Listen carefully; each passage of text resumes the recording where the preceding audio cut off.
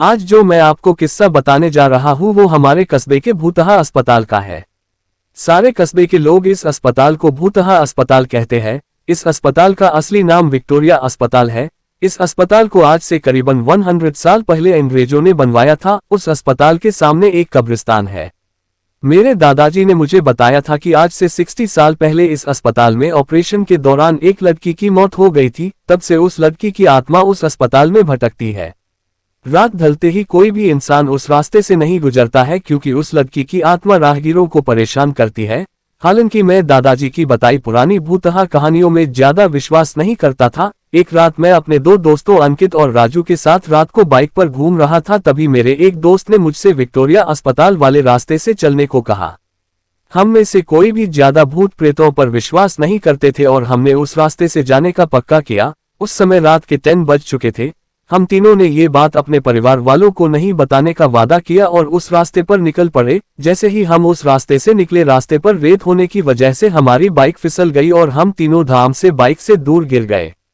गनीमत थी कि हम लोगों को कोई चोट नहीं आई थी। बाइक चला रहे मेरे दोस्त अंकित ने बोला कि उसका बैलेंस तो बराबर था, फिर ये बाइक कैसे फिसल गई।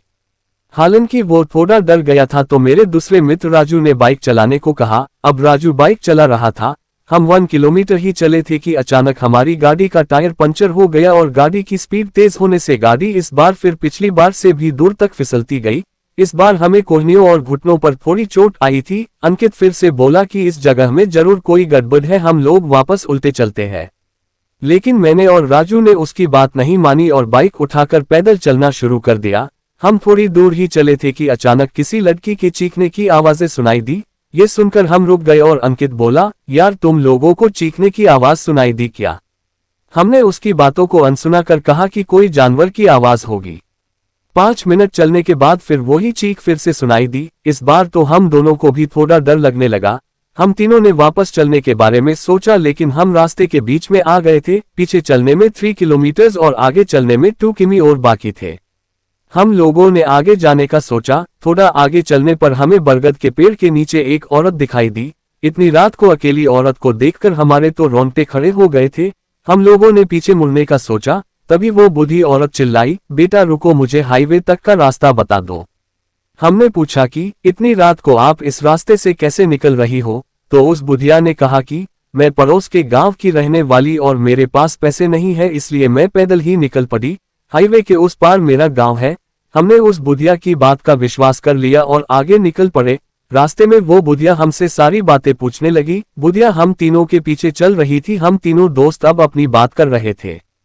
तभी राजू बोला कि लो मांझी, आपका रास्ता आ गया। और वो जैसे ही पीछे मुड़ा तो वहां कोई नहीं था। हम तीनों की तो सिट्टी पिट्टी गुल हो गई। हम बाइक को धक्का मारते हुए जोर से भागने लगे। भागते भागते अंकित ठोकर खाकर गिर गया और हमें जोर से चीखें सुनाई दी। हमने भी बाइक को वहीं पटककर अंकित को साथ लेकर दौड़ने लगे और अस्पताल के पास कब्रिस्तान तक पहुंच गए। ये सब घटित होते 12 बज चुकी थी। हम पसीने से तरबतर हो गए थे और कब्रिस्तान पार कर एक मंदिर में रुक गए, क्योंकि अगर बिना बाइक के घर जाते तो जूते पड़ते। इसलिए उस रात मंदिर में ही रुक गए और सुबह होते ही बाइक लेकर अपने अपने घर आ गए और घर वालों दोस्त के यहाँ रुकने का बहाना बना दिया।